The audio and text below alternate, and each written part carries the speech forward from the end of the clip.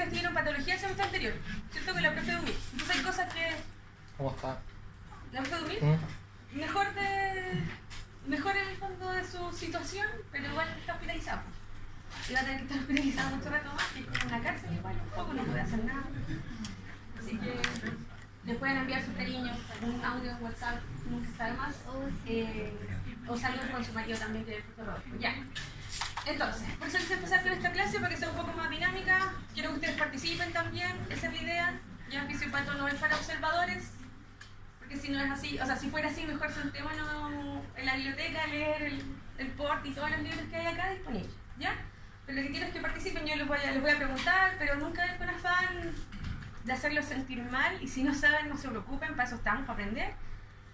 Un poco como lo que hacíamos en simulación, ¿ya? No se preocupen por no saber, el día de la prueba lo van a sufrir si no lo saben, pero ahora no hay ningún problema, ¿ya? Entonces, tenemos 2 sesiones hoy día, esta es la primera y la segunda va a ser sobre dolor, pero esa es una clase más cortita, ¿ya? Entonces, dentro de los contenidos que vamos a ver hoy son todos los mecanismos de adaptación celular ante la pérdida de la homeostasis. Que son varios mecanismos que yo sé que ustedes han visto y que por eso yo creo que va a ser un poco más fácil de que conversemos, ¿ya? Entonces, la célula es la unidad básica del organismo, yo creo que la han escuchado desde que entraron.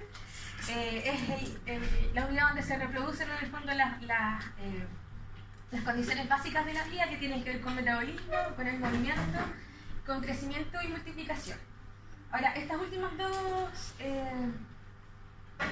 capacidades o cualidades se deben netamente a procesos de división celular. Yo creo que eso ustedes ya se acuerdan de eso, ¿cierto? ¿O no? ¿Ya lo olvidaron? Que no se entere quién de eso. ¿Ahumada? No. Sí. No le vamos a contar, ¿ya? Pero yo les traigo aquí un repaso. Entonces, el crecimiento y la división celular se pueden dar debido a la capacidad de mitosis que tengan las células, ¿ya? Entonces, una célula va a entrar en el ciclo de mitosis y si es necesario, si el tejido así lo requiere, va a seguir su proceso de mitosis y se va a dividir. Y si no, va a entrar en un estado ahí dice arresto, como arresto del ciclo celular, pero es como un paro, como un stand-by, ¿ya? Hasta que se generen toda la maquinaria enzimática y todos los factores necesarios para estimular de nuevo a que esta célula que está en potencial mitosis entre de nuevo a su ciclo y celular y finalmente se divida, ¿ya? Lo que llamamos como ciclo vital. Y están las fases de la mitosis para que hagan un leve repaso, ¿ya? Entonces, el crecimiento de las células, o en el fondo la capacidad que tengan, o más que la capacidad, tiene que ver con si la célula puede o no puede entrar en este ciclo de mitosis o de crecimiento celular, va a depender de varios estímulos, pero lo más principal en general son los factores de crecimiento, ya que son los que le van a dar la orden a la célula para que realice ciertas funciones, principalmente activar toda la maquinaria enzimática necesaria para el desarrollo y multiplicación de la célula, ¿ya? Ahora, les pongo ahí, la imagen finalmente es para que les... No sé si tengo puntero, ¿eh? No tengo... ¿Sí se ve? Ya. ¿Cómo funcionan los factores de crecimiento finalmente? Dependiendo de la característica de la molécula, que en general son proteínas, u hormonas, dependiendo de sus características moleculares, pueden actuar a nivel de membrana estimulando el crecimiento celular y eso va a generar un cambios conformacionales dentro de la célula para que finalmente, siguiendo varias vías metabólicas o varias vías moleculares dentro de la célula, se estimulan ciertos factores de transcripción que van a generar que el núcleo, o sea, que van a llegar al núcleo finalmente y que van a favorecer la síntesis de todas las estructuras necesarias para la división celular que va a venir. En el caso de que sea, eso en el caso de que sea un factor de base proteica, ¿no? o de estructura proteica. Si es de tipo esteroidal, ustedes saben que entra directamente a estimular el núcleo, ¿cierto? Y aquí hay algunos nombres, esto es para que vayan conociendo y se vayan interiorizando en ciertos componentes que vamos a ir conociendo a lo largo del semestre, ¿ya? Y que vamos a nombrarlos mucho porque finalmente para poder entender el por qué se produce tal o cuál mecanismo de adaptación como síntomas finalmente, o por qué tenemos ciertos síntomas y por qué no tenemos otros, tiene que ver con todos los procesos que se producen a nivel molecular en la célula, ¿ya? Por lo tanto, aunque a veces es un poco tedioso hacer este repaso de biología molecular. Hola, chiquillas. Es necesario, sí, pasen adelante. Es necesario para que ustedes también vayan entendiendo, porque muchas veces uno memoriza finalmente. Uno memoriza cuadros clínicos y los recita y se los aprende, pero si uno no entiende el por qué se producen, es como aprenderse una receta de cocina. Y lamentablemente en medicina no todos los pacientes tienen la misma sintomatología, que sería lo ideal. Y muchas veces uno tiene que ir a investigar el por qué el paciente tiene este síntoma y no tiene este otro. Y la base de eso está en esto, ¿ok? En todos los cambios que se ocurren dentro de la célula. Ya. Entonces, ¿alguien sabe? No sé si lo vieron el semestre pasado, a lo mejor sí, yo no lo sé. Pero yo lo aprendí después de mucho tiempo. ¿Cuál es el estímulo que hace dejar de crecer una célula? ¿Alguien se acuerda? ¿O sabe? ¿O lo vieron el semestre pasado? ¿Sí? ¿No? Es la presión del citosol con el núcleo. ¿Ya? Porque cuando empieza a crecer la membrana no sigue creciendo, entonces empieza a aumentar la presión dentro del citosol, lo que estimula la membrana del núcleo y el núcleo entra en mitosis. Pero para que yo le diga a una célula, no, deja de crecer. ¿Factores de crecimiento? ¿Cómo? Pero no tenga miedo, Claudia. Diga nomás, si no, ahí se va a enojar. Nadie lo va a retar. Oye, yo no sabía si esto yo lo aprendí ya de vieja. O sea, de ahora. La célula deja de crecer por dos estímulos puntuales. O sea, hay muchos, pero hay dos grandes grupos de estímulos. Uno es por la inhibición de contacto, que era lo que decía, un poco lo que decía Pauli, que cuando una célula crece lo suficiente para tocar otra célula y tiene contacto con una proteína especial que se llama caderina, está en la superficie apical y también en la vasolateral, eso ya es un estímulo para que la célula deje de crecer. Eso es uno. Y lo otro es la secreción de factor de crecimiento transformante alfa, que también se llama factor de crecimiento epidérmico, y lo que hace es inhibe el paso de la célula desde G1 hasta S. ¿Ok? Y ese es uno de los principales estímulos, porque lo que hace finalmente este factor de crecimiento detiene todos los factores transcripcionales que le ayudan a permitir a la célula seguir adelante con la mitosis. ¿Ya? Ya. Entonces, cuando la célula se enfrenta a algún estímulo lesivo, algún estímulo de daño, yo creo que esto ya lo vieron, pero lo vamos a ver de nuevo. Tiene dos opciones. Una es, no es que tenga opciones, pero hay dos posibilidades. Una, que la lesión sea definitivamente irreversible y que la célula no pueda recuperarse de la anoxa. Y lo otro es que la célula se adapte. Y para esos mecanismos de adaptación tenemos estas cinco posibilidades, en el fondo. Que la célula tenga desarrolle una atrofia, que tenga una hipertrofia, que haya hiperplasia del tejido, que haya metaplasia o que haya displasia. Yo sé que en algunos textos todavía se considera la anaplasia una adaptación. No sé si lo vieron decir en patología, ¿sí? Como uno de los pasos de adaptación. ¿Cómo? Es una pérdida total.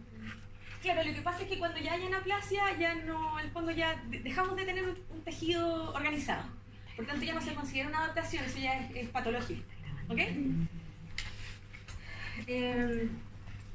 ¿Qué les iba a decir acá? Que la célula también tiene la posibilidad de desarrollar esta adaptación, y en cuanto cese el estímulo que esté desequilibrando, que lo haya sacado de la homeostasis, puede volver a su actividad normal. ¿Ya? En el caso de la lesión irreversible, en el fondo, la célula inevitablemente va a entrar en un mecanismo de muerte celular.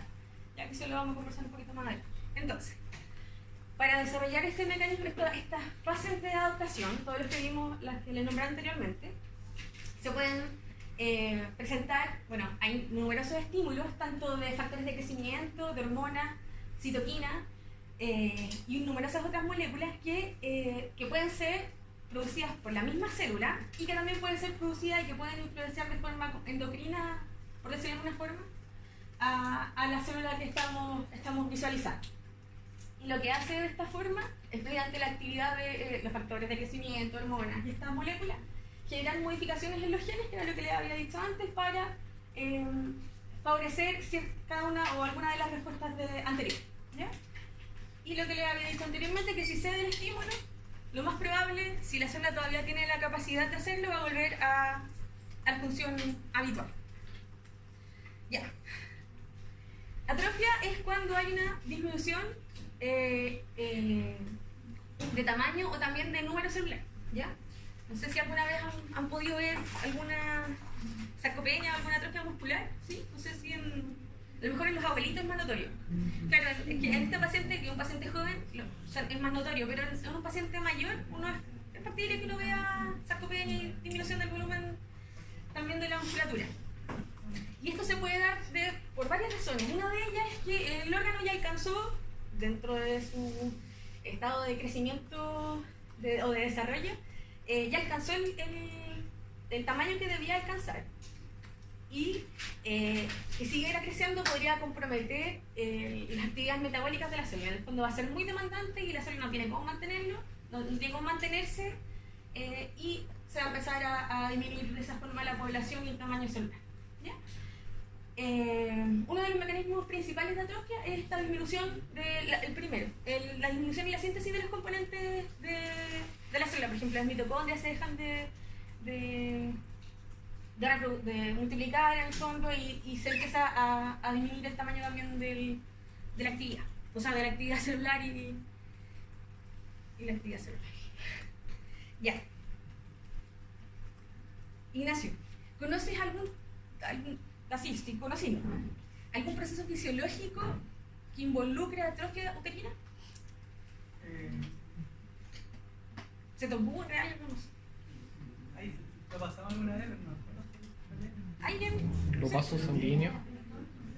En atrofia uterina. Que el útero disminuye de tamaño. El útero no disminuye de tamaño en la menopausia, o sea, sí en parte. Lo que más disminuye de tamaño es el endometrio. ¿Puede ser, profe, después del embarazo? Súper bien. Después del embarazo hay una atrofia que es fisiológica. ¿Qué no? ¿Cómo no? Después del embarazo hay una atrofia fisiológica, ¿sí es cierto? ¿Así no se entendió? ¿No? Ya. Porque tiene que volver el útero al tamaño habitual. Porque si mantener el útero del tamaño o sea, al que llega durante la gestación, sería un gasto innecesario de energía. Y el cuerpo nunca va a gastar energía de más. Nunca. ¿Ya? Javi, ¿algún ejemplo de atrofia mamaria? ¿El timo? Ah, el timo cuando sí, también, pero mamaria, ¿no? Después de la lactancia. Ya también después de la lactancia, súper bien. ¿Alguien más? ¿No? ¿Sí? ¿No? Sí, el timo me dijo acá la Javi. Sí, que gracias igual. Lilian, hola, sí. La mamaria no, la menstruación también crece después del embarazo, ¿no? Claro, pero ahí tiene que ver más con cambios de agua, de acumulaciones de agua en el tejido. Tiene que ver con edema, son otros mecanismos. Podría ser, pero aunque si lo vemos de esa forma, atrofia también habla de una disminución del tamaño celular.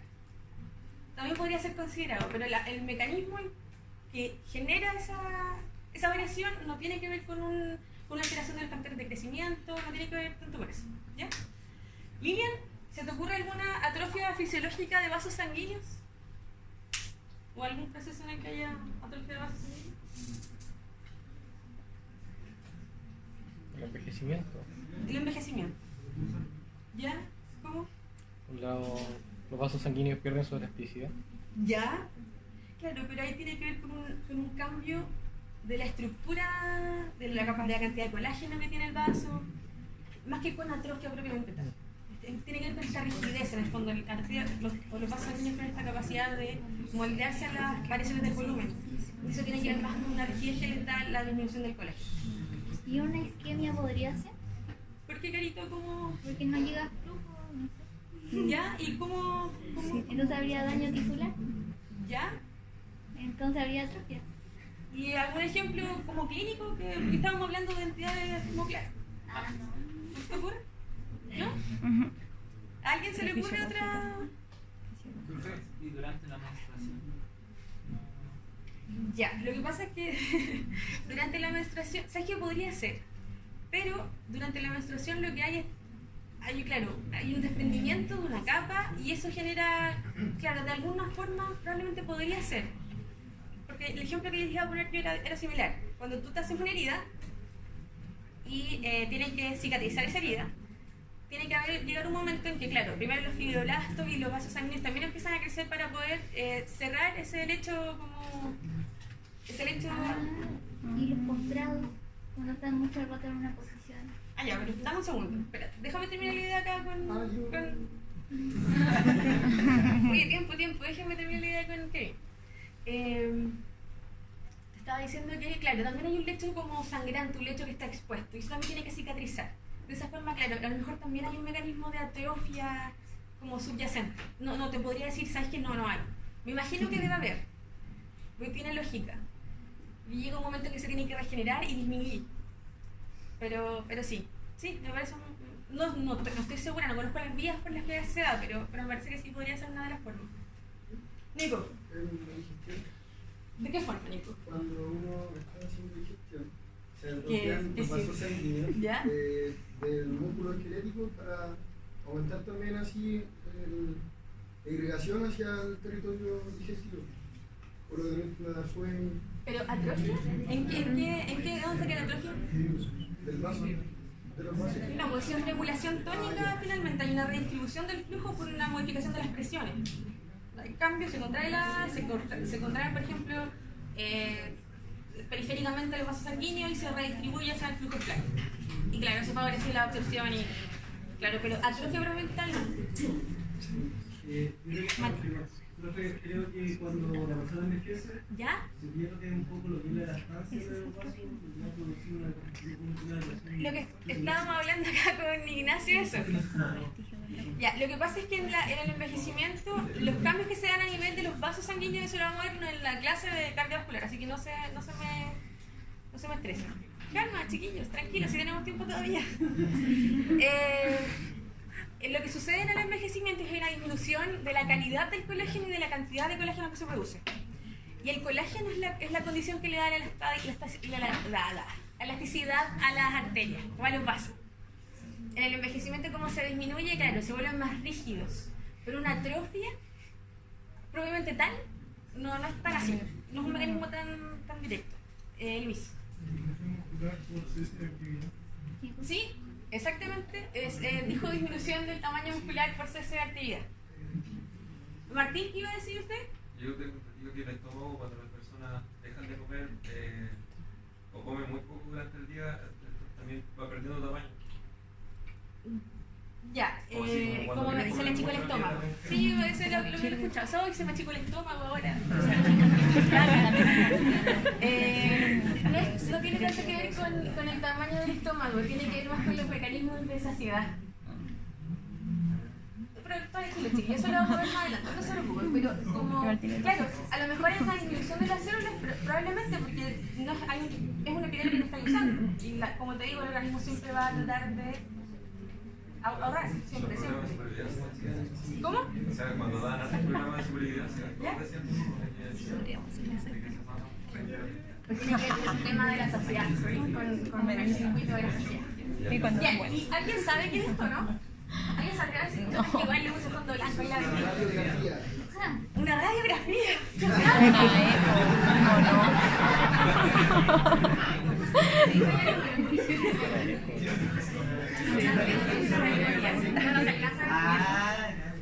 Y igual se ve algo.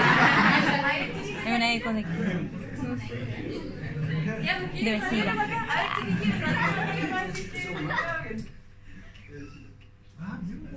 No, si a ti no tenés iglesia. Ya. No sé, ¿qué será? ¿Alguien se imagina? ¿O alguien a lo mejor ha visto este examen antes? No, una consulta. En la vejez hay atrofia de la musculatura miocardio. En la vejez hay atrofia de la musculatura miocardio. Oh, buena pregunta. Excelente pregunta. Lo que pasa es que en la vejez hay mecanismos compensatorios por la arteriosclerosis. Arteriosclerosis. Genera un aumento de la presión. Y eso igual genera un aumento, puede dilatar las cavidades cardíacas, como en la presión arterial. Yo creo que sí. Atrofia como tal, a lo mejor en alguno de los sectores, en alguna de las regiones del corazón probablemente, pero lo desconozco. Honestamente lo desconozco. Pero en ese sentido, los adultos mayores en general tienen hipertensión y la hipertensión genera una hipertensión.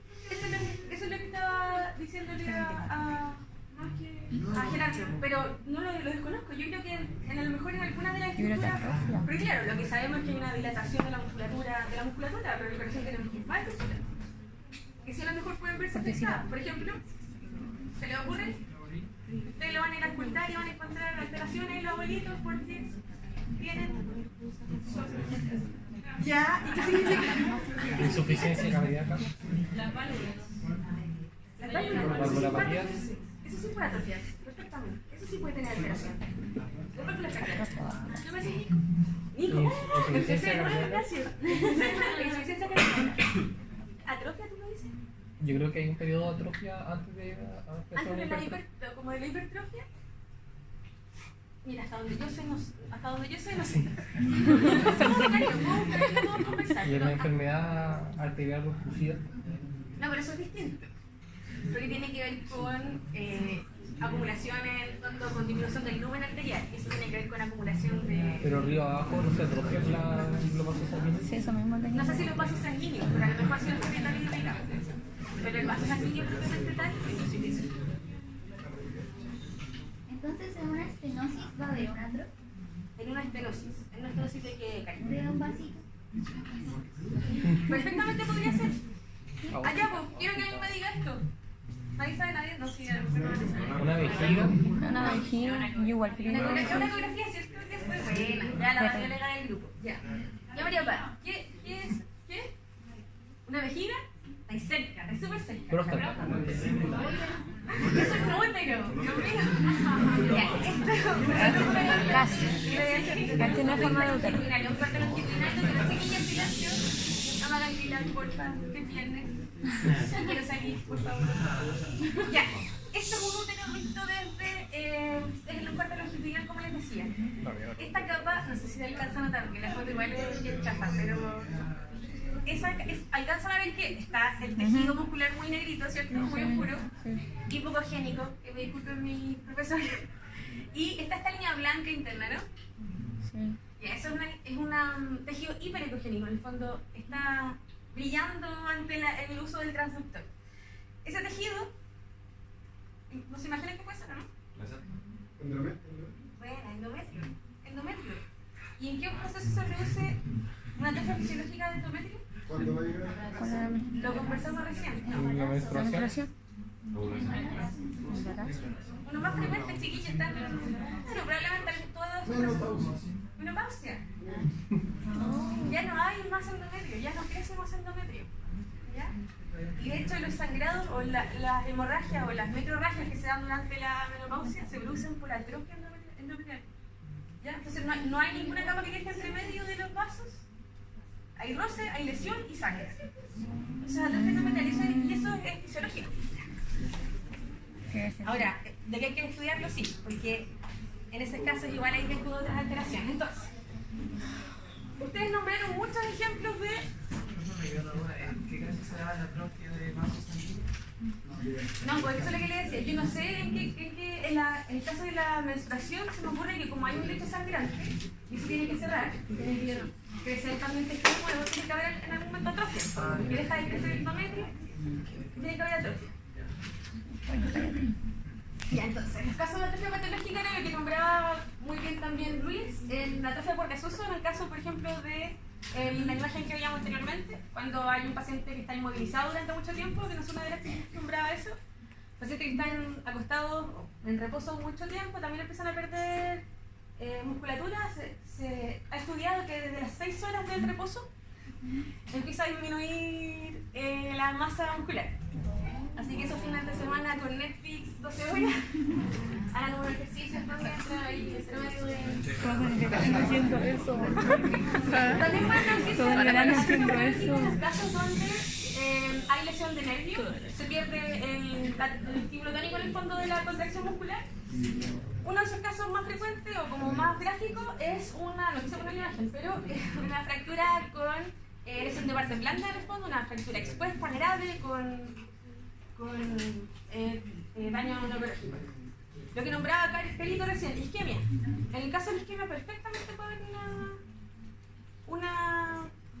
una atrofia, pero claro, lo que yo te decía, no sé si realmente el vaso sanguíneo se atrofia, probablemente al final sí, pero yo sé que lo primero que va a sufrir es el tejido irrigado por ese vaso, como el caso del corazón. También por nutrición inadecuada, vamos a hablar de perogrullo, y por pérdida de estimulación endocrina, como en el caso de el endometrio. Hay pérdida de estimulación de las hormonas que controlan el crecimiento de endometrial y se produce esta atrofia. ¿Ya? En el caso de la atrofia cerebral, no está muy claro el mecanismo por el cual se produce atrofia. Al parecer, hay sobre todo en los casos de Alzheimer, como hay una acumulación de moléculas que no, o de sustancias que no deberían estar dentro de la célula normalmente, o son los ovillos de proteína, tau. ¿Han visto eso, cierto? Sí. ¿Sí lo vieron, cierto? Creo que han visto eso. Proteína tau, beta amiloide, ¿no? En Parkinson, Alzheimer. Ah, sí, la amiloidosis, eso lo vimos. Bueno, amiloidosis, claro, es la misma estructura, pero son otras patologías. Eso al parecer genera un mecanismo de autofagia, donde la célula sabe que no está rindiendo y entra en esta línea de autofagia. Y también disminuye, como las neuronas no tienen esta capacidad tan clara o tan estable de entrar en mitosis de nuevo, tiene una baja tasa mitótica, casi nula, pero hay, se produce esta atrofia. En el caso de la atrofia por desuso nuevamente, y la última imagen, Juan José, ¿reconoce esa imagen o no? ¿Ya? ¿Se te ocurre algún caso en que podría darse a la mujer una atrofia renal? ¿No? ¿A alguien se le ocurre? Insuficiencia renal. ¿Cómo? Que se te pone la arteria renal. ¿Cómo se llama eso? No, pues la insuficiencia renal tiene que ver con la capacidad de filtración no necesariamente. De hecho, en etapa avanzada de daño renal, el daño crece incluso, dependiendo de la causa. ¿A alguien se le ocurre cómo se llama eso que me acabas de decir? ¿Se tapa la arteria? ¿Se tapa? No, es Hipolitiasis. Ya, pues Martín, estoy esperando la respuesta. Yo tenemos que empezar a hablar con términos técnicos. ¿Ah? Una trombosis. Claro, la trombosis en general es más de vasos venosos, pero perfectamente sí puede ser un fragmento que disminuye la irrigación. Pero en ese caso, en esa imagen puntual, se produjo por un tumor renal. Un tumor renal que comprimía la vía renal, la vía urinaria. Y eso generó también el grado de atrofia. Ya. En el caso de la hipertrofia. En el caso de la hipertrofia muscular hay un mecanismo como de hipertrofia, hiperplasia, porque ahí no se queden con que muscular es solo hipertrofia. Pueden estar las dos situaciones. Pero hipertrofia puntualmente es el aumento de tamaño de la célula. Y esto se produce en aquellos tejidos que no tienen esa capacidad de hacer mitosis y que necesitan necesitan aumentar su volumen para responder a ciertos estímulos que se estén presentando en ese momento.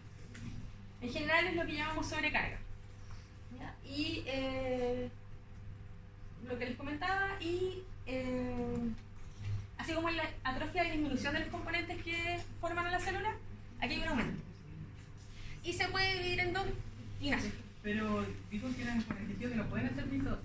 ¿Cómo? O que tienen una baja capacidad mitótica o que no están preparados para hacer mitosis. Claro. Dígame. ¿Cómo? En el caso de hipocitos, ¿Ya? puede haber una hiperplasia o una cuando se disminuye un momento. Puede haber hiperplasia de adipocitos, hipertrofia de adipocitos, y así como también a la vuelta cuando ya se resuelve, no sé, yo estoy pensando en obesidad, pero cuando se resuelve el estado de obesidad también hay atrofia de la célula. ¿Ya? Ya, entonces, la hipertrofia puede ser fisiológica o patológica. ¿Y de qué va a depender? En general, las dos van a depender del estímulo de factores. Pero en el caso de la fisiológica va a estar siempre dentro de los recursos de la célula y va a tener la célula va a tener una forma, una conformación similar a la original. En el caso de la hipertrofia patológica no siempre puede pasar esto. A veces son células que son, por así decirlo, de menor calidad o que no van a cumplir con las expectativas funcionales que se requieren, ¿ya? O con las necesidades funcionales que se requieren. Por ejemplo, un caso de hipertrofia patológica puede ser... ¿La insuficiencia cardíaca? Excelente. ¿Y qué pasa en la insuficiencia cardíaca? Hay un aumento en la exigencia de la función cardíaca, el bombeo, ¿ya? Y por lo tanto ocurre una hipertrofia para poder, digamos, compensar esa situación. Sí, en realidad. Si no sé si alguien quiere aportar algo más, ¿no? Insuficiencia cardíaca, que la válvula es incompetente y la sangre se devuelve, no logra cerrarse la válvula. Ya, ¿y siempre en insuficiencia cardíaca hay valvulopatía? No necesariamente, ¿ya? Puede haber disfunción solo del tejido del ventrículo izquierdo o solo del ventrículo derecho, pero el tema es que ya lo vamos a discutir. Pero insuficiencia cardíaca, bueno, lo tienen que haber visto, ¿no? ¿No lo vieron el lunes? ¿No? ¿Todavía no? Ah, ya estoy pidiendo. ¿Mañana? ¡Oh, qué felicidad!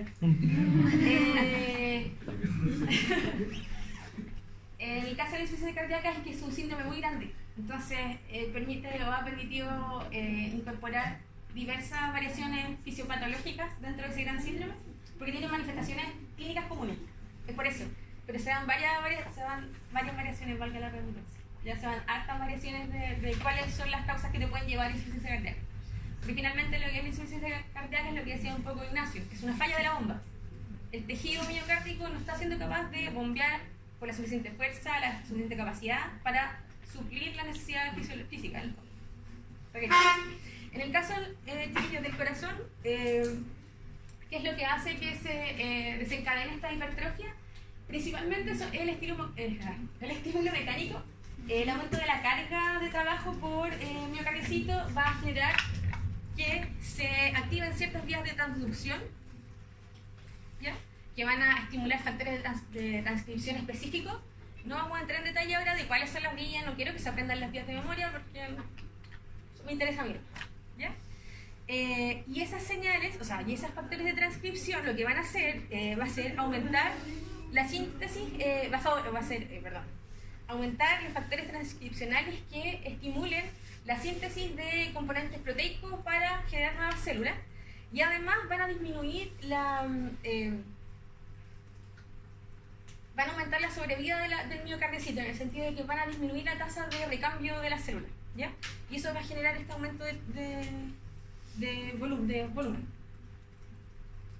Entonces, una vez que se activan estos factores transcripcionales, también se genera,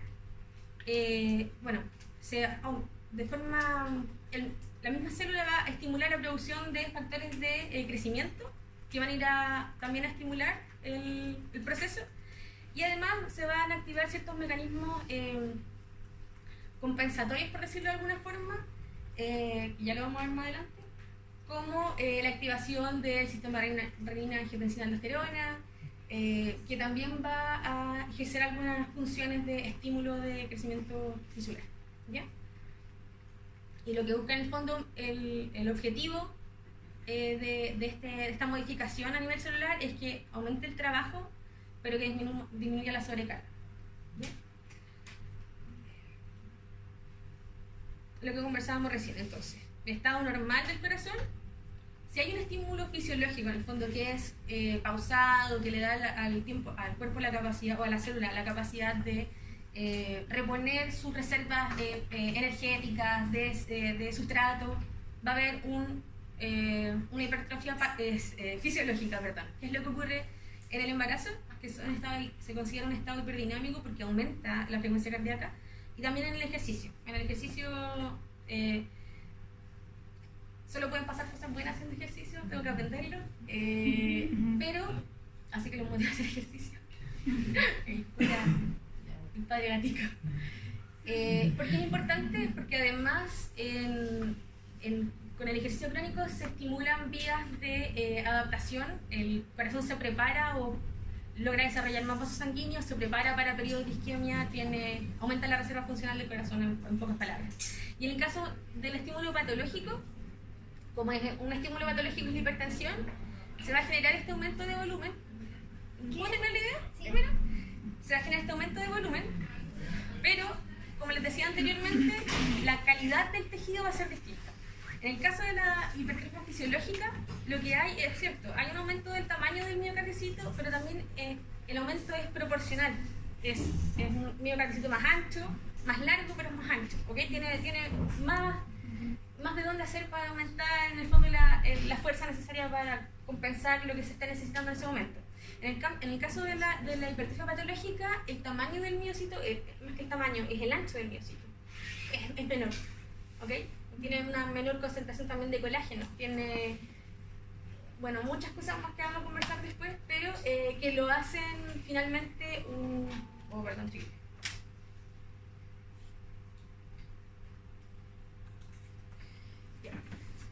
Que lo hacen finalmente, es cierto, resuelve el problema de compensar lo que se está necesitando en ese momento, pero a la larga va a tener consecuencias negativas.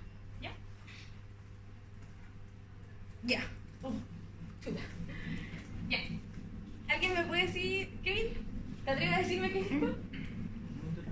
Un útero, ¿cierto? Pero es como si el útero lo vimos delante en la atrofia y ahora lo vemos acá. ¿Cómo es la cuestión? ¿Se puede o no se puede? ¿Es muy raro? ¿O yo lo estoy incluyendo? ¿Nueva tomografía? También puede ser, ¿eh? Ya. Es cierto, sí, también se pueden dar. Como les decía, hay muchos mecanismos de adaptación. Los mecanismos de adaptación son eso. Entonces, cuando se necesite, el cuerpo lo va a hacer. Y cuando ya no se necesite, el cuerpo lo va a dejar de hacer y se va a volver a su tamaño habitual. ¿Y alguien se atreve a decirme qué es lo que vemos en la última imagen? Bueno, aquí está la imagen finalmente de las células musculares pequeñas. Y ya está aumentando el tamaño. ¿Alguien reconoce esta estructura? ¿O alguien me podría decir qué es esto que estamos viendo acá? La vejiga hacia adelante. ¿Dónde está el útero? Entre el... ¿Dónde estáis viendo? Porque no cacho. ¿Para acá está? ¿Dónde? No, ese es vejiga. ¿Nadie me dice por ahí? No, no. ¿Te parece que se útero? ¿Sí? Antonia, ¿qué te parece a ti? ¿Qué es eso? No. Es un rebote. ¿Tienes de útero? ¿Sí? ¿Alguien da otra opción? Un artefacto. Salen con el artefacto, sí, los demás. Ya, ¿nadie se le ocurre? Se supone que está la vejiga, el útero, el recto. Cristóbal. No, estamos todos cansados, no se preocupen. Cristóbal, ¿te atreves a decirme qué es esta estructura? ¿Qué estructura es esta?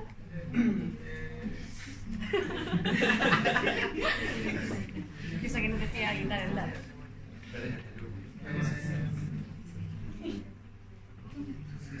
¿Y si qué pasa si... ¿Alguien se atreve a decirme qué es eso? ¿Qué pasa si un intento? Una vejiga, súper bien. Oye, Tanto diciendo esto. Ya. ¿Y en qué momento? Silencio.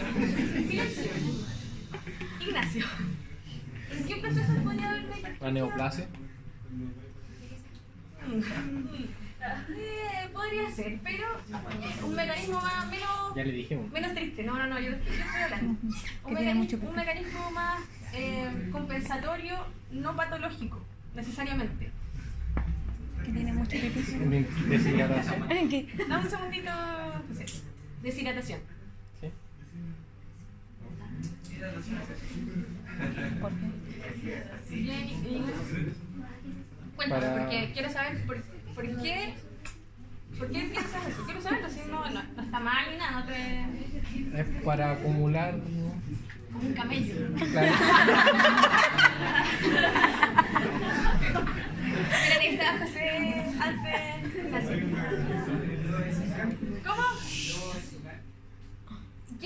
vesical. ¿Todos saben qué es un globo vesical? No. ¿Les podrías contar a tus compañeros qué es un globo vesical? Incontinencia urinaria importante que se da por algún tipo de obstrucción.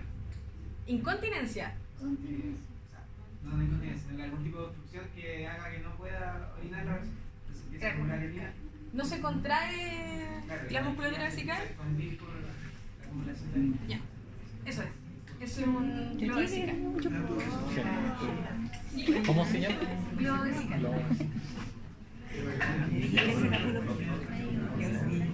Ya, sigamos. Entonces, hipertrofia. Hoy están grabando eso. ¿No? No me voy a cruzar más por ahí, después voy a salir van a ser meses. No se va, se ve negro. Ya. Sí. Muy bien. Ya. Entonces, otra de los tipos de adaptación es la hiperplasia, y esto significa que, silencio, chiquillos, o aquí Martín, te voy a sentar acá, Martín. En tejidos que tengan la capacidad, en tejidos que sí tengan las herramientas para desarrollar compensación a través de mitosis, se van a activar estos genes de proliferación para estimular la replicación celular. Y este es uno de los mecanismos más importantes en el proceso de cicatrización. Es que lo que les decía anteriormente, necesitamos, cuando hay una herida, sea el tipo que sea, necesitamos que esa herida, o esa solución de continuidad, cierre, y que además ese tejido desarrolle vasos sanguíneos. ¿Cierto? Entonces, una de las formas de hacerlo es a través de ese estímulo. ¿Ok? Lo que les comentaba anteriormente. Y los casos de hipertrofia no hay ningún problema con que ocurran de forma paralela, no es algo descabellado ni muy enterado. Y a veces, muchas veces, es el mismo estímulo el que los estimula. ¿La hiperplasia hipertrofia no es hiperplasia secundaria? No sé, me pillaste. No sé si hay algún... Yo conozco esta clasificación. Es que me había entendido que hiperplasia secundaria era como que era un proceso de hiperplasia secundaria a una hipertrofia previa. Me pillaste. No sé, asumo por lo que me dice, tiene toda la lógica de ser, pero no desconozco realmente si ese es el término. Quizás no estoy tan actualizada, chiquillos. Ya. Mis profes tampoco están entonces. Ya, entonces, al igual que en todos los otros mecanismos anteriores, siempre puede haber un estímulo patológico y un fisiológico. Y el fisiológico, ¿a alguien se le ocurre? ¿Alguno? Hiperplasia, o sea, aumento de tamaño por aumento de volumen celular. ¿Qué cosa? Bufeta, chiquillos. Ignacio, ¿cómo? ¿La hiperplasia mamaria?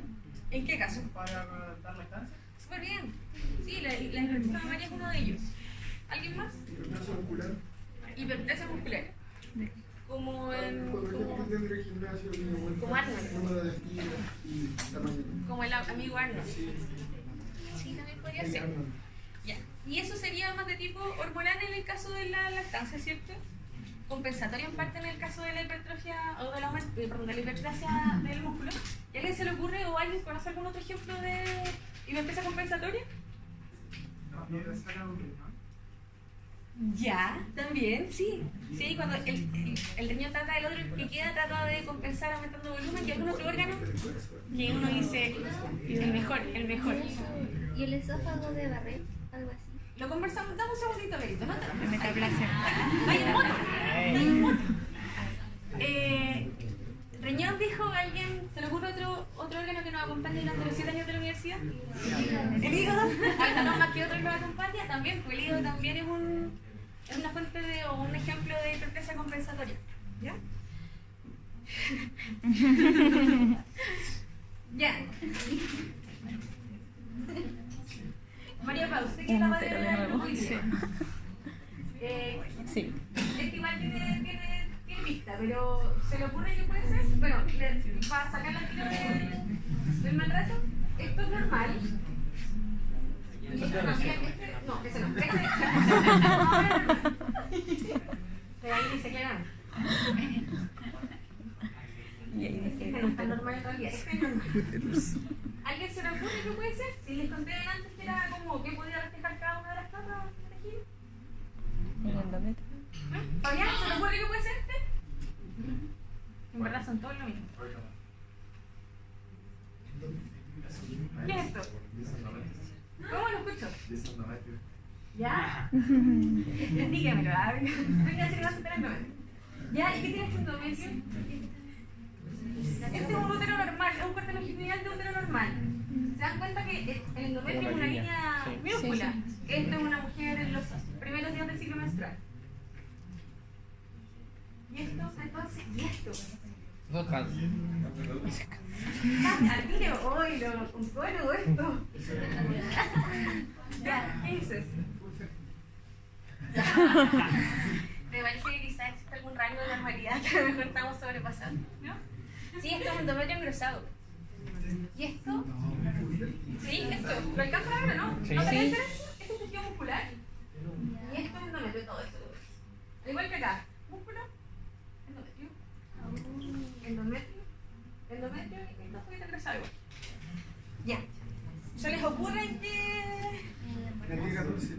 En el día 14. No, mira, te cuento que en general lo normal es como hasta 12 milímetros. Y ahí hay como 90, no sé, pero hay mucho. Endometriosis. La endometriosis es una situación donde el tejido, las células de endometrio crecen más allá de la capa endometrial. Entonces generan una lesión cuando se desgarra o algo así. Una endometritis. No, porque eso tiene que ver con una reacción inflamatoria. Claro, ahí no hay una hiperplasia, hay una reacción inflamatoria y eso va a generar, claro, a lo mejor aumento de tamaño, pero por otros mecanismos, como inflamatorios. ¡Cáncer! ¿Quién dijo? Acá atrás. ¿Cáncer, pero de qué? Que le dijeron acá cáncer de útero. ¿Cáncer endometrial? Ya. Esto no es cáncer propiamente tal, no lo sabemos. Tendríamos que hacer una biopsia y ver cuáles son las células que realmente hay en ese tejido. Pero lo que sí sabemos que hay es una hiperplasia endometrial. Y eso sí es un factor de riesgo para cáncer. Si el paciente que llega a una hiperplasia endometrial, usted la debería hacerse su biopsia. A ver, yo le dije cáncer. Lo primero, vi esa cuestión. En general, el síntoma principal de estos pacientes es metrorragia. ¿Ya? Entonces, si ustedes ven a una paciente, o sea, en mujer en edad fértil, eso puede darse, ¿ok? Podemos tener metrorragia, porque la hormona, el estrés, y sobre todo si estamos medicina. Pero en una mujer mayor, en una mujer que ya entró en la menopausia, o que describe que hace mucho tiempo no recibe, o no ha tenido, no menstruado, y de un día para otro encontramos esto, factor de riesgo, con una paciente que está recibiendo terapia de reemplazo hormonal, factor de riesgo, ¿ya? Para que vayan un poco, lo mandaron a sacar agua. Pero doctora, ¿y un dispositivo intrauterino podría causar...?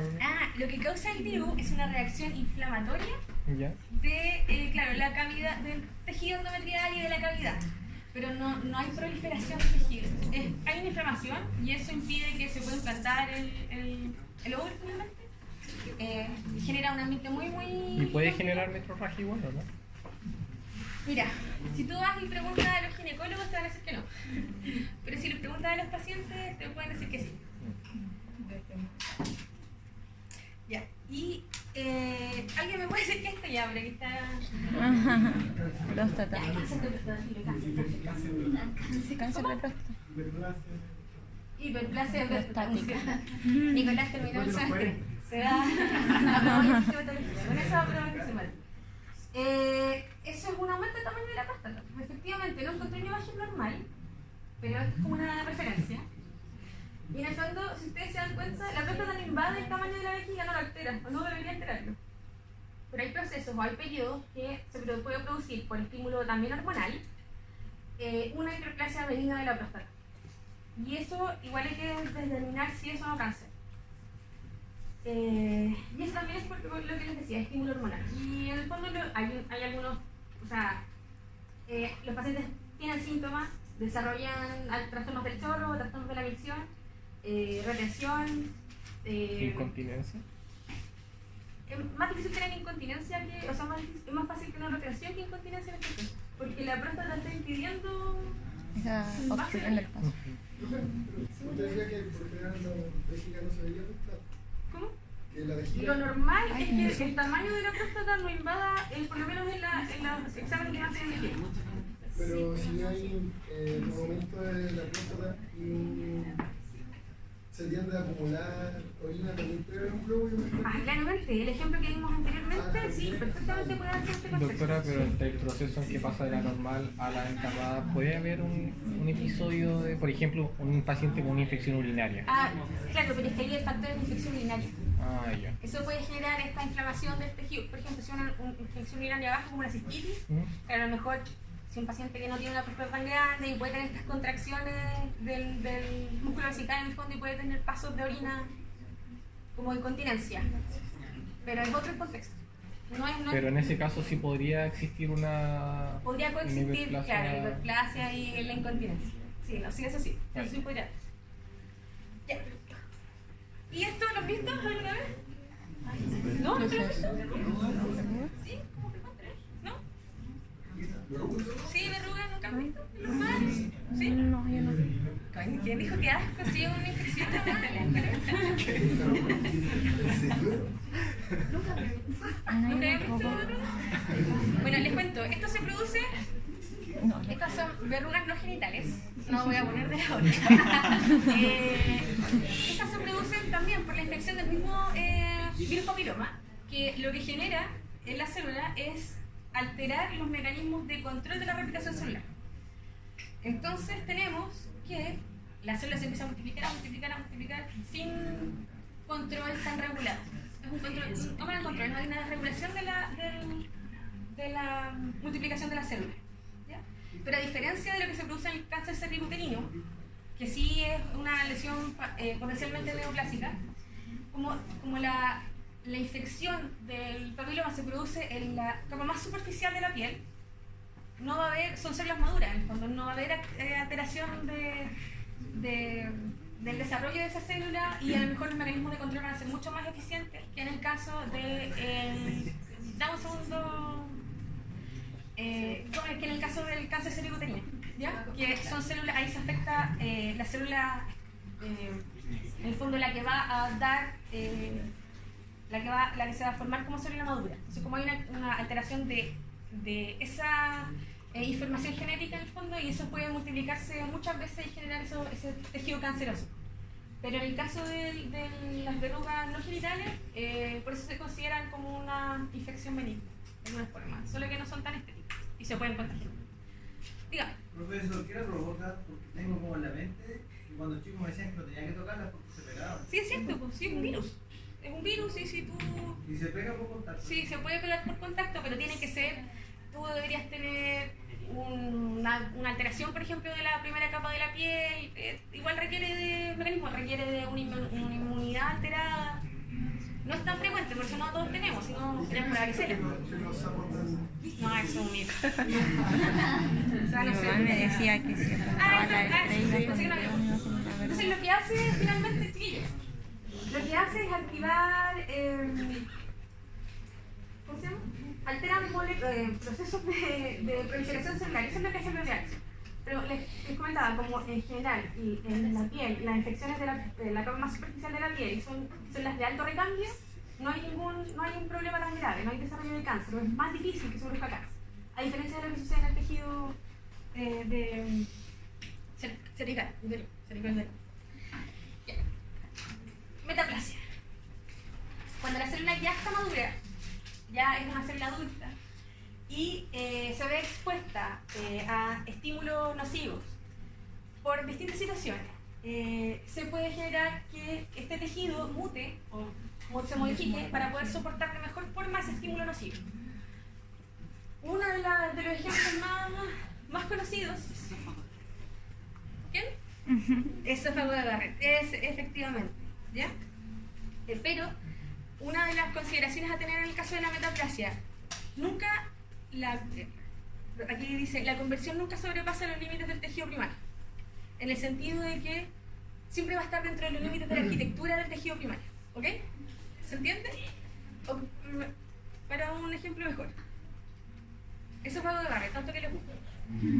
Chiquillos, les pido un segundo. No, a ver, ¿quién dijo?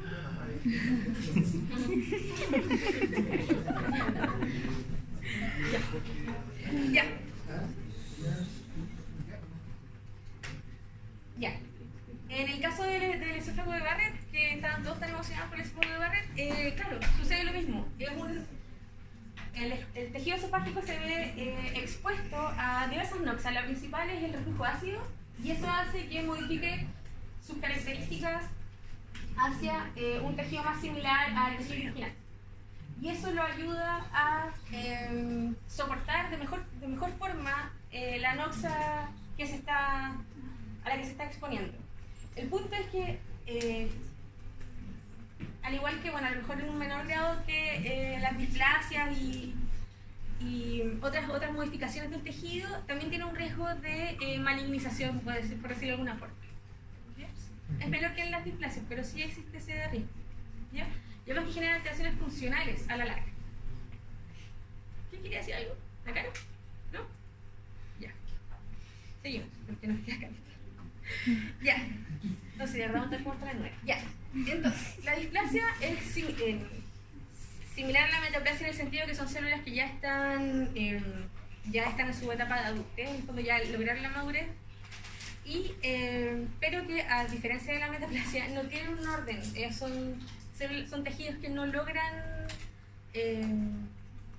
no tienen ninguna similitud con lo que es, bueno, al inicio probablemente sí, pero van perdiendo de a poco esa similaridad, o esa similitud en realidad, acabo de inventar una palabra, esa similitud con el tejido original. Y mientras eso pasa, llegamos al grado de la displasia severa y luego carcinoma in situ. Ya hay una alteración completa de la arquitectura, de la función de la célula, y esto sí se considera una lesión preneoplásica. ¿Ya? Por eso cuidarse todos del papiloma. ¿Ya? Sí,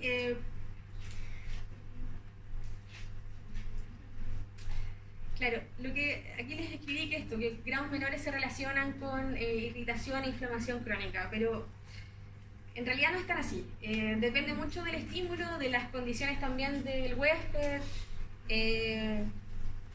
Hay gente o hay mujeres que no se sabe por qué, pero tienen capacidad de defenderse o de recuperarse de una infección del virus papiloma, y otras mujeres que no la tienen.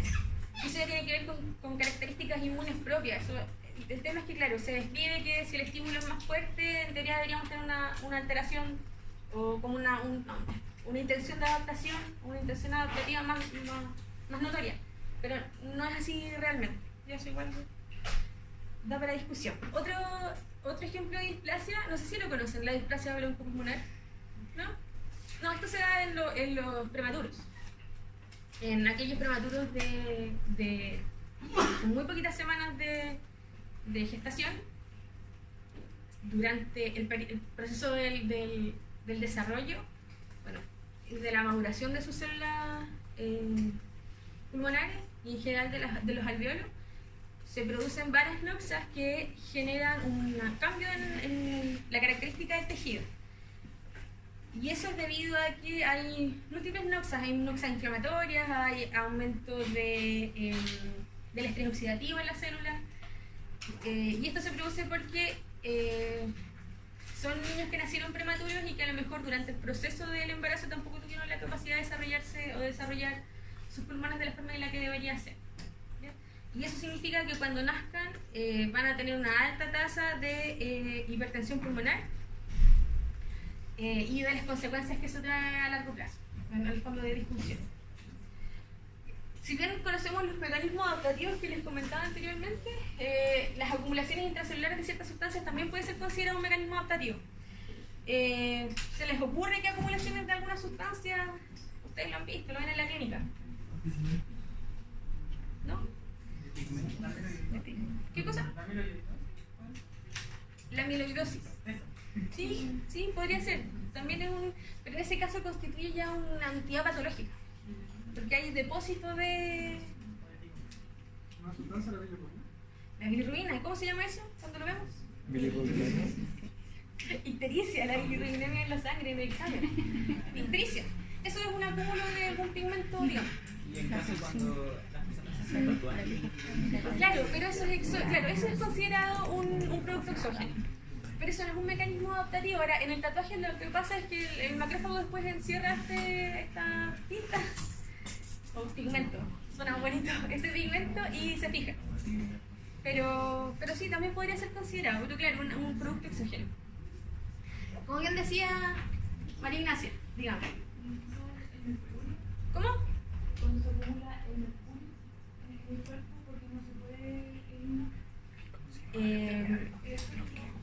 Claro, pero la dosis de mercurio que se necesita para generar para poder hacer el análisis de eso, igual el mercurio es súper tóxico en la célula. La célula que tenga contacto con mercurio o que tenga en general va a desaparecer.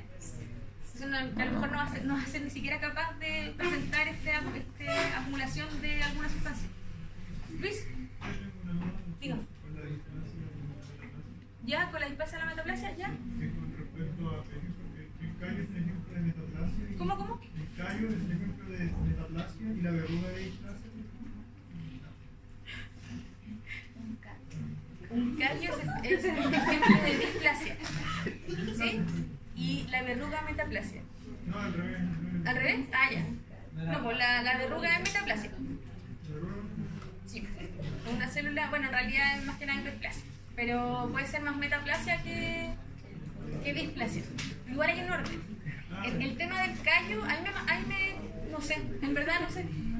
Me pillaste, no sé si tiene que, porque ese mecanismo adaptativo es distinto. Tiene que ver con una hiperkeratosis. Pero sí. Pero no sé si tendrá que ver algún mecanismo, o no sé qué me dirá ahí. Me pillaste. Ahí, histológicamente hablando. Ya, chiquillos.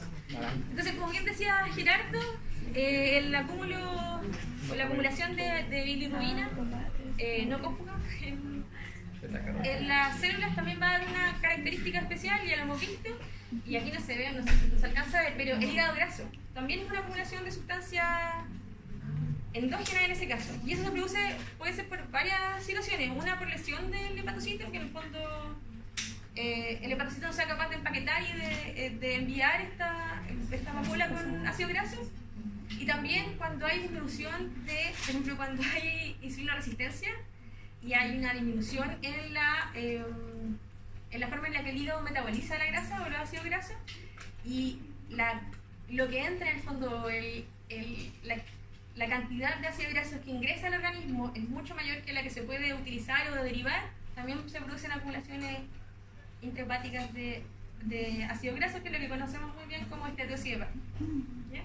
Y que se ve en pacientes en general insulinoresistentes, mujeres, obesas y mayores de 30.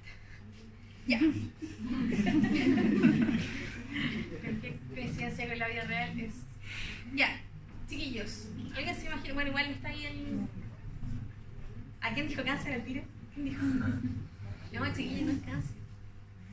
Menos mal que no es cáncer. El polvo de carbón, que también se llama antracita, se puede depositar también en los tejidos. Aunque la mayor parte es eliminado por la tos, mediante la tos, igual hay una parte que se puede quedar y los reflejos lo atrapan y lo fijan, como un mecanismo similar de tatuaje. ¿Ya?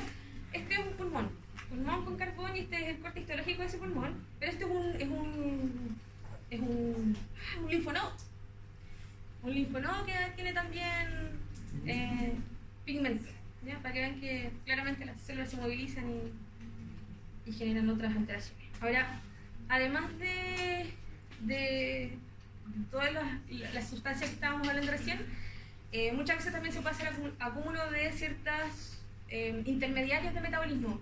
En el caso, no sé si, bueno, lo veremos más adelante, pero una de las causas de anemia hemolítica es el déficit de glucosa 6-fosfato deshidrogenasa en los glóbulos rojos. Esto genera varias variaciones en el metabolismo del glóbulo rojo que impiden que reduzcan el NADPH, o sea, que produzcan NADPH, que es uno de los principales mecanismos del glóbulo rojo de mantener el potencial el estado, o sea, de la forma que tiene el glóbulo rojo de enfrentar las lesiones oxidativas. Entonces, si no se produce el NADPH, el glóbulo rojo rápidamente muere por esta incapacidad de defenderse ante los estímulos, los radicales libres o estrés oxidativo. Y eso también es un producto endógeno, que es el intermediario que se produce, que no me interesa que se lo sepan ahora, y que va a hacer que la célula entre en... que se elimine en el fondo, porque es un glóbulo rojo que no va a servir. Ya. Eso con respecto a adaptación. ¿Alguna duda hasta ahora? ¿Algún comentario? Dígame. El concepto reserva funcional, ¿qué significa? Se usa harto para describir, permiso. Se usa mucho para describir el margen de adaptación que puede tener el corazón, o el corazón principalmente, a las variaciones en el fondo del flujo sanguíneo. Cuando uno hace ejercicio, si tú no estás acostumbrado a hacer ejercicio y aumenta tu frecuencia cardíaca, tu corazón late más rápido, significa que lo que disminuye es el periodo de diástole. ¿Ya? Cuando disminuye el periodo de diástole, ¿alguien sabe qué pasa? Hay menos irrigación miocárdica. Disminuye la irrigación miocárdica. Pero esa es una capacidad entrenable. Entonces, cuando tú haces mucho ejercicio durante mucho tiempo, aumentas tu reserva funcional porque el ejercicio y el estímulo de esta hipoxia relativa o esta disminución en el fondo de la perfusión sanguínea en el tejido va a estimular factores de crecimiento angiogénico. Entonces, además de que tu musculatura va a ser mucho más eficiente en el uso de los recursos que tenga, se favorece, se estimula la aceleración de los vasos sanguíneos. Entonces, amplía tu reserva funcional. Entonces, el día de mañana, si tú vas a subir el celular de rodillas o caminando, y tú ya lo hiciste muchas veces, tu corazón y tu cuerpo no va a sentir la necesidad en el fondo, o no va a sufrir los daños que podría sufrir si es que no estuvieras entrenado y no tuvieras esta reserva funcional. Se usa mucho en el caso de la isquemia. Los pacientes que tienen, por ejemplo, enfermedad arterial reducida, que son más periféricos. Uno habla de cardiopatía coronaria. Cuando son pacientes que tienen factores de riesgo de cardiopatía o tienen ya cardiopatía coronaria establecida y, por ejemplo, se infartan. Eso significa que una parte de su corazón no está llegando nada de sangre, nada. Pero tampoco se preocuparon de entrenar esta capacidad de reserva o de más vasos sanguíneos que pudieran a lo mejor bypasearse este trombo que está afectando. ¿Ya? Entonces ahí no hay reserva funcional. Ya se murió ese tejido. Pero dígame. ¿Eso también es posible en la oclusiva o no? En la enfermedad por ejemplo, sí, pues, que haya angiogénesis y aumente sí, pues, la... hay aumento de vasos colaterales. Sí, no sé si se puede dar, se da. Ya, sigamos, chiquillas, porque tenemos un cambio importante. Voy más lento que esperaba. Ya, entonces, cuando la célula se enfrenta al estímulo, estamos acá, célula normal se enfrentó a este estímulo estresante y se adaptó. Y vimos ya los mecanismos de adaptación celular. ¿Qué pasa si esa célula no se puede adaptar tan rápido y entra en este mecanismo de lesión? ¿Ya? Entonces tenemos dos opciones. Que la lesión sea dure un tiempo y sea cortita y ojalá no tan grave, cosa que la célula se pueda recuperar. O que la célula no tenga forma de recuperación y entremos en proceso de muerte celular programada. ¿Ya? Ya. Entonces, ¿de qué va a depender la dirección que tome o de la intensidad de la respuesta? Va a depender del tipo celular. Por ejemplo, Pati, ¿qué crees tú que es más, podrías soportar un poco más de estrés? ¿Un miocito o una neurona? ¿O alguien? No sé si... Yo creo que la neurona. ¿Tú crees que la neurona tiene más capacidad de adaptarse y, por ejemplo, ante un daño, ante una lesión, recuperarse más rápido? No puede, no tiene que estar. ¿No? No sé, ¿quién dice lo contrario? Pero levante la mano importantemente, pues no... Es que yo creo que la neurona porque es como más... es más necesario para que el organismo esté bien. Pues ya vimos que toda la energía va al cerebro, que todo como primero va al cerebro. Deben haber como mecanismos que resguardan el cerebro porque es como... Efectivamente, lo sabes, pero el hecho de que sea tan necesario mantener todo el rato perfundido el cerebro, que ocupe más de un cuarto del flujo, ¿no te parece que habla también de todo lo que necesita la neurona en el fondo de las neuronas? ¿Sí? Puede ser, ¿no? ¿A alguien se le ocurre que puede ser más fuerte o más resistente? O... La neurona es muy diferenciada. ¿Cómo? Es muy diferenciada la neurona, es muy ¿Ya? Tienen menores mecanismos para adaptarse. Sí, en parte también puede sí. Las glías, todos sostienen la variedad glanulana. ¿Aquí? ¿Qué? ¿No? ¿Tampoco? ¿Qué se te ocurre? ¿No? ¿No se le ocurre? Dígame. Obviamente la neurona tiene una menor capacidad para adaptarse por los mismos tantos mecanismos que la salvaguardan. Eso es lo que le comentaba a Paqui, que claro, es un tejido un poco más lábil y mucho más dependiente. Por eso, claro, se gasta toda la glucosa, o la mayor parte de la glucosa y el flujo sanguíneo. Y así también el organismo gasta mucho en tratar de mantener, bueno, igual es el jefe, así que el cerebro es el jefe, así que no tenemos mucho que hacer.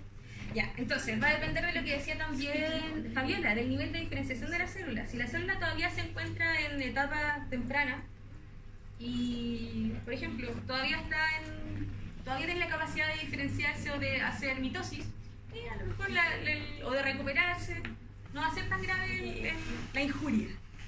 ¿Bien? También el tipo. Hay lesiones o hay mecanismos de lesión que generan un daño tan grande o tan severo que tampoco le va a dar la chance a la célula de recuperarse. ¿Ya? La intensidad de esta lesión también es importante y la duración. Si acabamos todos los recursos de la célula tratando de defendernos, va a llegar un minuto en que la célula va a tirar la esponja y va a ser más barato o más económico, entrar en mecanismos de muerte de células. ¿Ya? Ahora, hay mecanismos de lesión que pueden ser directos, porque afectan a la célula propiamente tal, o pueden ser indirectos porque afectan el entorno de la célula. ¿Ya? De las dos formas, pueden interferir en el funcionamiento habitual y con el metabolismo de la célula. Y yo lo puse solo en el indirecto, pero de las dos formas podría interferir en el metabolismo. ¿Ya?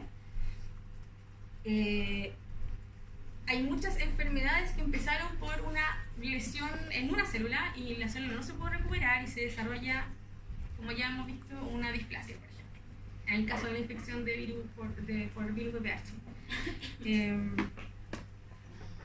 Entonces, ¿qué mecanismos de lesión celular conocemos? O no sé, conozco yo y les quiero contar a ustedes. No sé si esto lo vieron en el pato. ¿Sí? Sí.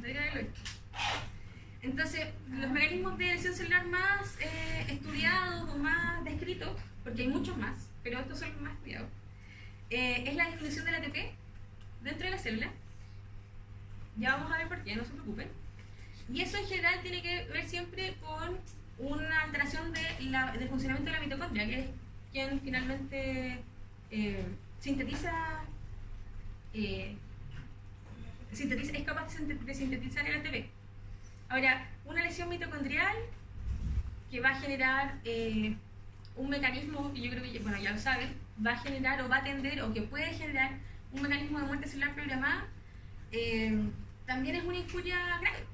Y en eso también depende, o sea, de eso también depende la recuperación de la célula. Si esta célula tiene una alteración de, no sé, en la hipoxia, igual esto es un ejemplo más denso, pero en la hipoxia no hay oxígeno, no llega oxígeno a la célula. ¿Qué pasa cuando no hay oxígeno en la célula? No se puede formar ATP. No se puede formar ATP, pero más que formar ATP, porque el formar ATP es un resultado de, claro, va a ser la moneda de cambio, sí, vamos a tener energía, pero ¿qué pasa? ¿De qué sirve el oxígeno? El último aceptor de electrones de la... Ya, y si no hay aceptor de electrones, ¿qué se forma? Estrés oxidativo, ¿cierto? ¿Quién fue? Buena. Estrés oxidativo. Y eso ya es una lesión, o sea, es un daño del que le va a costar recuperarse a la célula. Sobre todo si lo que está afectando es la fuente de energía del motor. ¿Ya? La entrada de calcio también afecta o es un mecanismo de lesión. Primero porque genera la activación, este es el mecanismo inicial, genera la activación de varias vías de activación enzimática que pueden digerir la mitocondria. Y es ahí donde viene la segunda, el mecanismo de lesión, con aumento de la permeabilidad. En el caso del estrés oxidativo, por la peroxidación lipídica de las membranas, por la alteración enzimática, por alteraciones que produce en el acoplamiento y el plegamiento de las neuronas, de las proteínas. y también por las lesiones que producen, los cambios de base que producen el ADN, que finalmente es la información que le permite a las células funcionar. Entonces, cuando tienes un código de información que está alterado, es poco lo que se puede hacer. Ahora, pasa algo similar con la lesión de la membrana. La digestión de la alteración de los lisosomas, en el fondo, va a liberar perdón, chiquillos. Me desconcentro súper fácil. Ya. La alteración de la membrana lisosomal va a generar que los componentes que están dentro del lisosoma, que son efectos, se utilizan para la digestión de sustancias que ya no van a ser utilizadas por la célula, se liberan al citosol y eso genera un daño también dentro de la célula. Y en la membrana plasmática, claro, el hecho de perder el cierre en el fondo de la membrana plasmática también va a ser una lesión de daño irreversible. O sea, se puede recuperar, pero es muy difícil que eso suceda por el cambio, porque si hay una pérdida de continuidad de la membrana, va a haber influjo de iones, y de otras moléculas que también pueden ser tóxicas para la célula, que la célula finalmente va a preferir entrar en desarrollar mecanismos de muerte celular. Y el mal plegamiento de las proteínas es uno de los mecanismos estudiados, no sé si lo vieron en pato, pero bueno, el Alzheimer y todas estas enfermedades neurodegenerativas se ha demostrado que tiene que ver con el mal plegamiento de la proteína. Algo pasa en los sensores intracelulares que deberían chequear en el fondo cómo se están sintetizando las proteínas, que se pierde ese control. Se pierde esa revisión y se producen proteínas mal empaquetadas que no son funcionales y que van a favorecer la acumulación de ciertas sustancias patológicas. Y eso también es un mecanismo de lesión, ¿ya? Eso se llama estrés de retículo. No sé, algún día quiero estudiar. Diga. ¿Qué es el ¿Ero? Sí, estrés de especies reactivas de oxígeno, eso. Ya. Bueno, lo de la lesión mitocondrial es lo que conversábamos recién. Entonces, todo mecanismo que genere una alteración de la membrana mitocondrial o de la membrana mitocondrial va a favorecer la salida de citocromo C, que activa vías apoptóticas. Y así la célula entraría en proceso de muerte celular programada, ¿ya? Y cuando hay inhabilidad para generar ATP, lo que conversábamos delante, hay este desbalance de estrés oxidativo, eso también va a ser una señal de daño para la célula y se van a activar ciertas vías específicas que van a favorecer el desarrollo de la necrosis. Con respecto a la homeostasis del calcio, cuando en general el mecanismo más fácil o más frecuente de este influjo de calcio tiene que ser la alteración de la membrana plasmática, ¿ya? Porque la regulación del calcio intracelular es muy, muy estricta. Entonces, cuando hay alguna alteración de los componentes de la membrana y se produce este influjo masivo, se activan y se genera este aumento del calcio citosólico, se activan ciertas enzimas, por ejemplo las ATPasas, que van a generar una disminución del ATP, con lo que eso conlleva, fosfolipasas, las proteasas y las endonucleasas, que son las que van a alterar la cromatina en la célula, y también puede favorecerse las lesiones de daño celular irreversible. ¿Ya? En el caso de las lesiones por... bueno, no quiero que les quede la idea de que los radicales libres son lo peor y que los radicales libres o las especies reactivas de oxígeno son moléculas que son necesarias para el funcionamiento habitual de la célula. No son malas per se. De hecho, tienen mucho que ver con señalización de factores, con estímulo de crecimiento de la célula. Lo que sí, cuando se produce este desbalance entre antioxidantes y producción de radicales libres o de especies reactivas de oxígeno, igual podrían ser de nitrógeno, pero principalmente de oxígeno, vamos a hablar ahora, se produce esta oxidación proteica, que era lo que les contaba. O sea, una de las moléculas que se van a afectar son las proteínas. Primero porque se alteran las funciones enzimáticas, las enzimas son proteínas la mayoría, y ya eso genera una alteración en la homeostasis celular. Los ácidos nucleicos lo que hace es alterar, logra cambiar las bases o alterar los azúcares daña directamente el ADN. Con respecto a la peroxidación lipídica, lo que hace es afectar, hace peroxidación de la región hidrofóbica de las membranas celulares, de la membrana celular. ¿Ya? Y con respecto a la matriz extracelular, que es quizás lo que ha dado más que hablar, porque es lo que lo relaciona al envejecimiento, es la alteración de la matriz extracelular con respecto a que bloquea o impide la recuperación de las hélices de colágeno.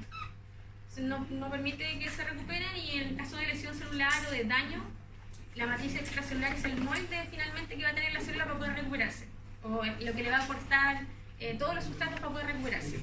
Y si eso está dañado, también la recuperación de la célula es mucho más deficiente.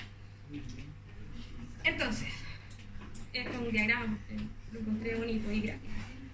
Entonces, los radicales libres o las especies reactivas de oxígeno van a alterar tanto las proteínas de la membrana como genera esta oxidación de los fosfolípidos de la membrana. ¿Ya? Y eso genera finalmente no se pueden acoplar los fosfolípidos y se forman soluciones de continuidad en la membrana. ¿Ya? Ahora, lo patológico es cuando se forma estrés oxidativo, cuando se desarrollan estos ambientes de estrés oxidativo, donde finalmente la generación de las especies reactivas es mucho mayor que lo que pueden neutralizar los antioxidantes. Y como les decía anteriormente, como altera el ADN, altera la expresión de genes importantes para la célula. Uno de los casos que, lo que más está estudiándose ahora es el estrés oxidativo que se produce en los miocardiocitos y en las neuronas luego de la revascularización de cuando hay infarto cerebral y infarto miocárdico. ¿Ya? Se ha demostrado que cuando se revasculariza, en el fondo cuando se remueve la obstrucción de ese vaso, todas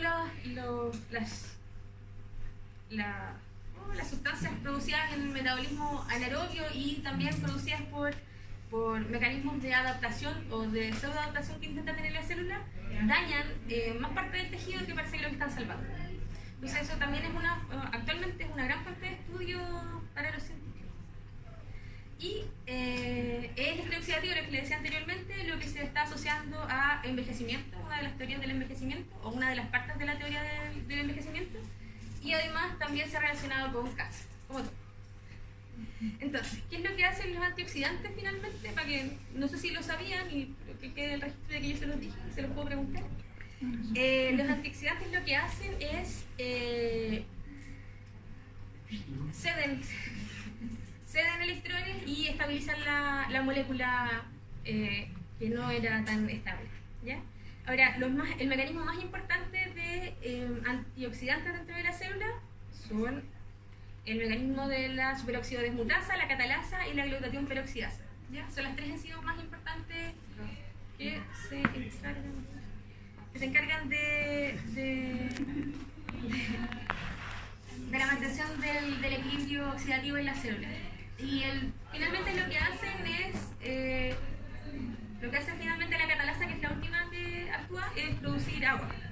Y así se neutraliza los componentes que pudiesen ser o que pudiesen generar alteraciones. Ahora, esos son los principales, son las enzimas porque afectan directamente al radical libre o a la molécula inestable, pero hay otros antioxidantes que, son famosos: la vitamina E, la vitamina A, los retinoides.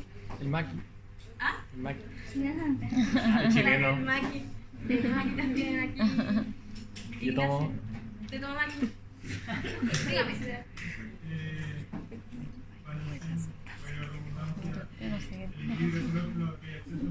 ¿Cómo más fuerte? Que no lo escucho. Que haya acceso a antioxidantes también genera un fuerte presión. Depende del antioxidante, pero en general, como estas enzimas funcionan, o sea, se mantienen en el citosol, en algunas, o en la mitocondria, y actúan siempre bajo características como ambientales específicas, no deberían generar problemas. ¿Ya? Doctora, ¿hay alguna relación entre antioxidante y glicemia? ¿Y qué? ¿Y glicemia? No sé, no conozco. Pero podría dar una buena investigación. Gracias. Buena idea. Dígame. Sí. Sí, yo también necesito verlo. Espérate, ¿qué era, Pero que termine el tema. Ya, 10 minutos, chiquillos. 10 minutos.